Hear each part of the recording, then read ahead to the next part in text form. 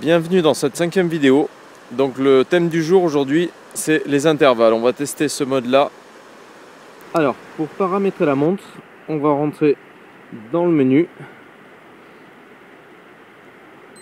Hop. Alors, on va aller dans le mode. De là, je descends sur l'onglet intervalle.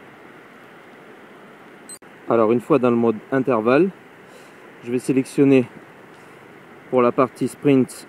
Nous, on va choisir un temps pendant 1 minute. Et sur 7 minutes, donc, j'ai choisi de travailler dans la fréquence cible en zone 4. Pour la récupération, pareil.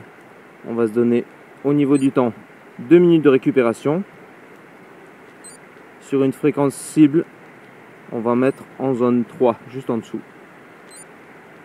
Et on va répéter les séries 8 fois. Voilà, donc en résumé, en sprint pendant 1 minute, je devrais me trouver entre 146 et 163, donc ça va être vraiment du sprint tranquille.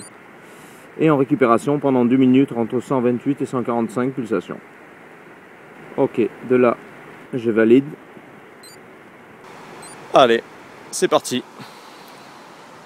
Donc l'idéal pour ce genre d'entraînement, c'est quand même les marches d'escalier pour bien monter rapidement et récupérer tranquillement. Donc là voilà, je suis dans le 5e tour, on va dire. Donc à chaque changement de phase, la montre bip. Donc au bout de 2 minutes, elle passe en position sprint, donc elle me dit d'accélérer. Et là on est dans la phase rest, donc récupération.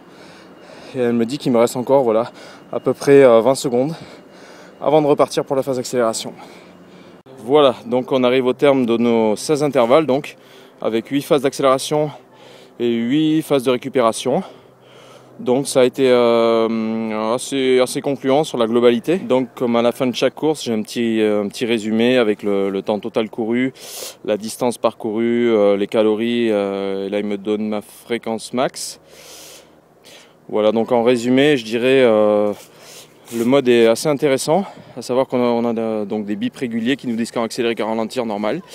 Ce que je regrette un petit peu, c'est que sur des intervalles d'1 minute, ça fait un petit peu court pour laisser monter le cardio, à savoir que j'atteignais ma fréquence cible au-delà de 30 secondes, il me restait plus que 30 secondes d'effort.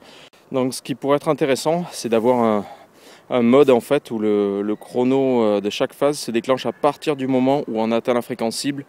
Comme ça, ça permettrait d'avoir quelque chose de vraiment hyper strict sur les temps de récupération et les temps d'effort en restant vraiment dans la zone cible. Voilà donc fin de ce test et je vous dis à bientôt pour la prochaine vidéo.